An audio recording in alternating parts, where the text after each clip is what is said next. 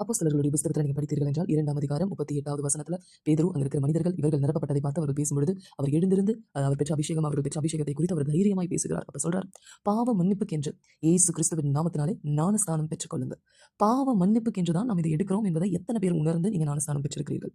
நீங்க கர்த்தரிடத்துல மனம் திரும்பி, அதாவது டோட்டலா இந்த பக்கம், அதாவது வலது பக்கம் போட வேண்டிய வேலையை நீங்க இடது பக்கம் போட்டவர்களாக இருக்கலாம். இப்பொழுது எல்லாவற்றையும் வலது பக்கத்தில் போடும்படிக்கு உங்களுடைய இருதயங்களை கர்த்தரிடத்தில் திருப்பும் பொழுது உங்கள் ரட்சிப்பு சமீபமாக இருக்கிறது.